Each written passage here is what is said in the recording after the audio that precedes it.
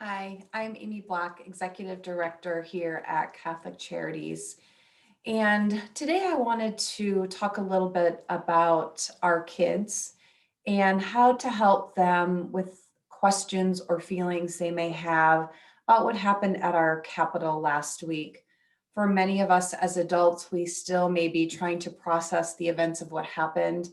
And I know that it is difficult to kind of wrap our head around it, regardless of our political views.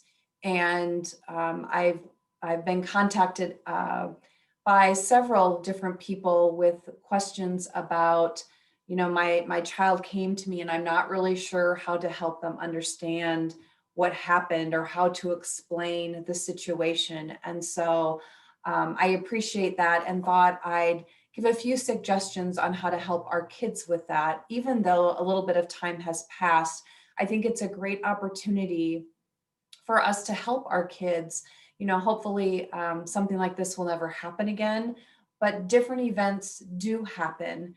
And I think that we can talk with our kids, teach them how to manage these life events in ways that will help them in the future.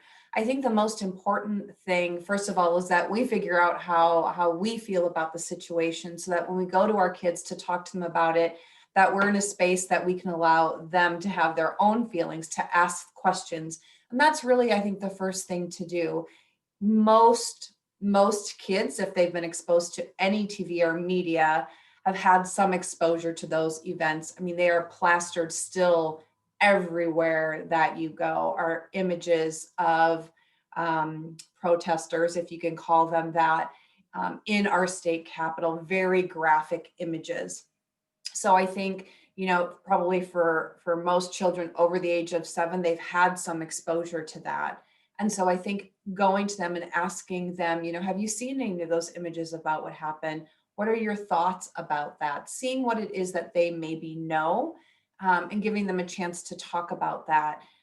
Trying to limit it if it is going on in your household as much as possible, but just giving them a chance to talk a little bit about that without putting labels on what happened about those people, reassuring them that they're safe, that people are safe, that we do have people who are there to protect us.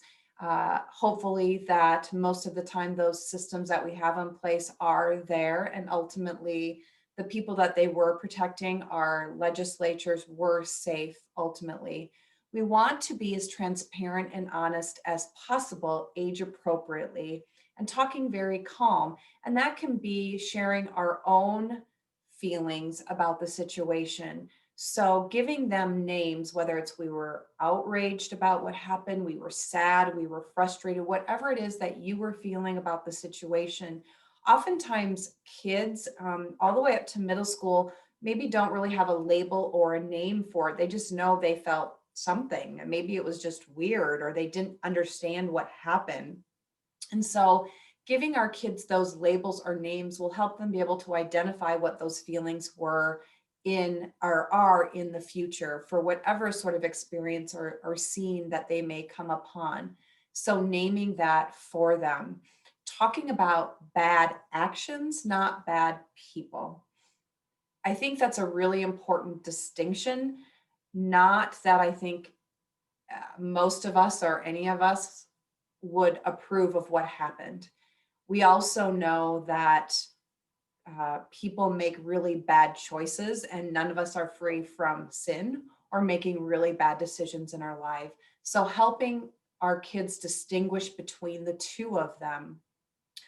Also, then highlighting the helpers and the people who were brave, who made really good choices and really helped protect the people who were in the Capitol. There was also a scene that I've seen several different times of one of the people in the Capitol, one of the senators, I believe, who was then picking up garbage at midnight, talking about how important that was for him to be a part of cleaning up in the aftermath because of how much he believed in what he was doing. It's really important to talk about the other side of tragedies that happen with our kids. That can be a very helpful, important piece of that. as much as we want to share about our own feelings with our kids, it's also important to keep them in check, because if we get too worked up and talking with our kids, that can be a little bit scary for them depending on their age. So we want to make sure that that's an important piece before we go and talking to our kids. And last, I think why the reason I wanted to talk a little bit about this um, as well is that this can be a really great springboard for having tough conversations with our kids that we maybe don't always do unless, unfortunately, situations like this come up. Having conversations about what's right and wrong, what happens when you break rules in the world, consequences for things that happen. And it's a great opportunity for you to have conversation with your children, with your family about your own family values. What is it that you believe in as a family? Injustices in the world, all sorts of different things. And so this gives you the opportunity to have that conversation. If you ever have things that are on your mind that you would like some feedback on and for us to address in our Mental Health Monday video clips, please don't hesitate to reach out to us. We're here to support you and your families. And you can always reach us at cathchar.com, CATHCHAR.com. And we always wish you and your family well. Thanks.